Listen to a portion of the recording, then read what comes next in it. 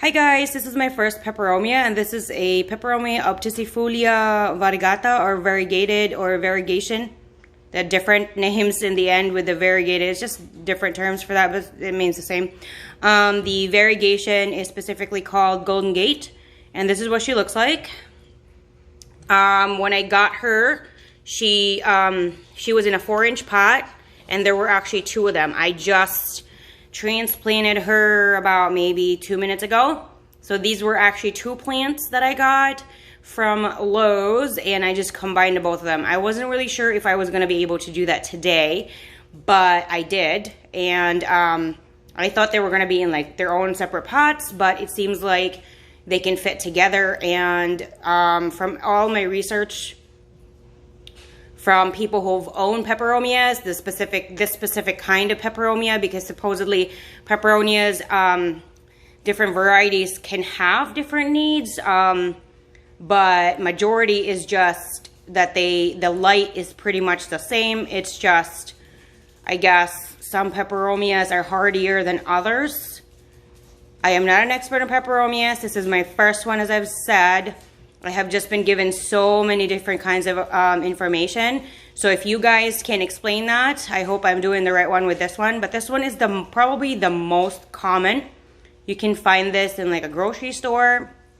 I think I've noticed this before in grocery stores. And I never was very interested in peperomias before until very, very recently. And so this is my first one. I did use a Schultz cactus soil. So that would be cactus. It's similar to other brands that would call it succulent soil or succulent mix, cactus soil, or palm soil. Those are all pretty much the same. So it's basically a very fast draining soil. It best fits plants that do not prefer to be on the moist side. They prefer to be the drier side prior to being watered again. So what I plan to do with this plant is probably water her about 1/2 inch on the top of her soil to be dry before I water her in. That's my plan right now. I don't know if I will wait until it is actually between 1/2 inch to 1 inch itself, if she can tolerate that, because what I have been told is to check the leaves. If the leaves start to get really kind of limpy, and this was a suggestion from one person, if you can, like right now, I can't bend the leaf. If I can bend the leaf and it looks like a hard deep fried taco shell, where it curls up on the top, then it's okay to water, because these are the type of plants that supposedly they prefer to be on the drier side than on the moist side, like I said. So overwatering them can definitely kill them. Everywhere that I did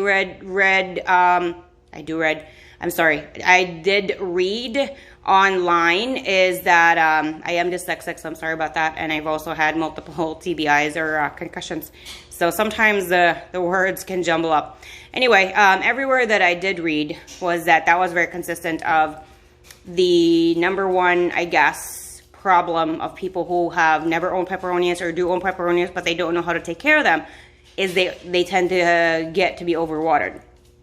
So she sits in an east-facing window. She does have like a plant in front of her. She is, let's see, right, I wouldn't, it's because my window is diagonal. Like the sunlight goes in diagonally. So she kind of does get a little bit of obstruction, but she is right in front of an east-facing window right now. That's my dog, Hayden.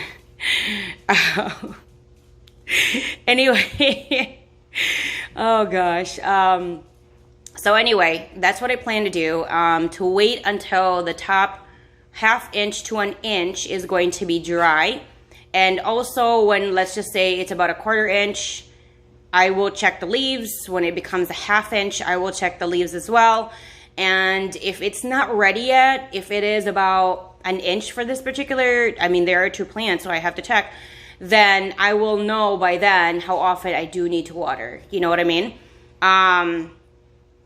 So that's what I'm planning to do. And everything that I do provide for her when it comes to like fertilizer and supplements, I know like everywhere people mention do not fertilize this plant because it can grow really rigorously and bigger, and that's what I prefer. I want my plants to be lush and gigantic and fat and happy. I mean, that's what I want. So if you don't want your peperonias to be lush and thick and chunky, then you don't have to check what I do provide for her in regards to watering. But if there's anyone out there that is very curious of what that is, you can check it down below. All of these marks that there are here, like this crack that is before I got her, and I noticed that the leaves have like spots on them, and all these cracks, if you could see, that has dried out already. That's prior to me getting this plant, and of course there's a little bit of damage right there, but that's okay.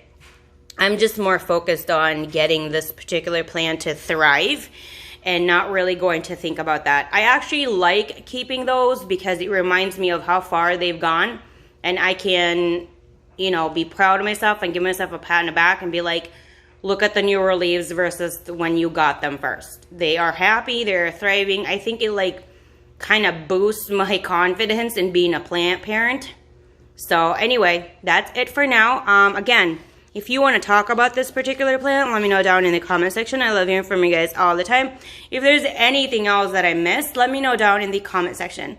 And all my social media accounts are in the description section, so do check that out. I hope you liked my plant vlog for my Peperomia Golden Gate. You're going to hit the like, subscribe, and of course the bell, so you're notified every single time I do upload a new video. Let's do a little bit more close up. Isn't she beautiful? Oh my gosh, just, if you've never had a Peperomia, this is definitely probably like a gateway drug to that. It's just so beautiful. I can't wait to expand my collection for Peperomias, and I really do hope that this particular species of plant loves me back, because that's my #1 goal. Thank you guys, and I'll see you guys again next time. Bye!